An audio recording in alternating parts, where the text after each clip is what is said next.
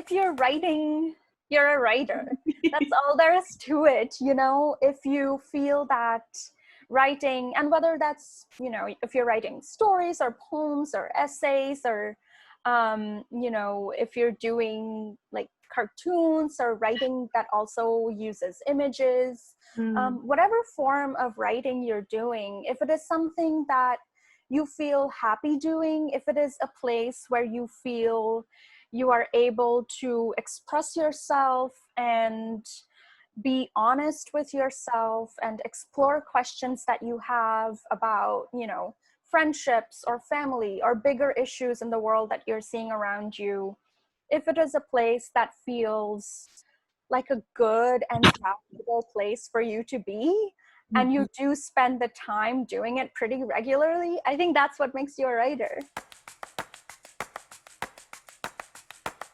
It was very important to me to find that confidence, you know, and to find that space where the stories that I wanted to tell, that were often set in India where I grew up, and even though I was learning more about writing here in the US, and a lot of the big American classic books are books that I haven't read, that I didn't study when I was a kid. So I was coming from a completely different place, you know, having read different books, having studied different traditions. And so if there's anybody in the room who is drawing on different kinds of heritage than what you see in the books, just to know that there is so much room for your stories, and you can write them in the way that you want. You know, you can write them with the detail and the excitement that you want. I think for me, writing often comes from a place of asking a particular question. So, you know, I might ask something as straightforward as, well, I had an argument with my friend.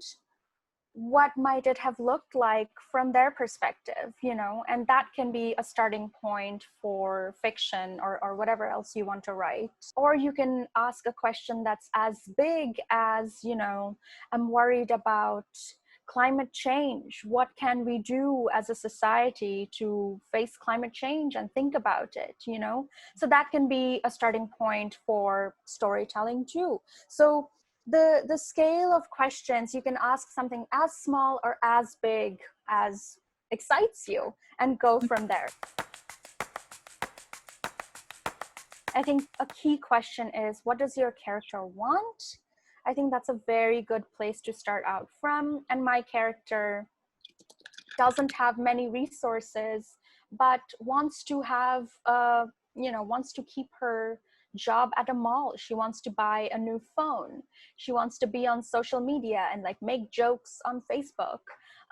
So that thing of rising up in society, belonging to the middle class, providing a more comfortable future for her parents, those are all things that I realized my character wants. And the way in which you can arrive at that is, I think, by paying close attention to the story that you want to tell. You know, your character is the person who, your main character, let's say, is the character who leads your story forward, right? They're the person who allows your story to become a story, right? So what kinds of interests do they need to have? What do they need to notice about the world in which they move? I think those are all helpful questions to ask your character. I think you can leave your characters in a place that closes some of the questions of your book, but hopefully, ideally, also leaves a few tiny questions open, or like opens up new things for the reader to think about. I think you might find, if you think about your favorite books and the ways in which they close, that the reason you keep thinking about them and the reason that they stay with you is that at the end of the book, the writer doesn't make a movement where they're like, okay, so this is what happened to this person and this is what happened to this person and everything was fine. You know, that's not how most books end. You might have a character who gains some things, loses other things.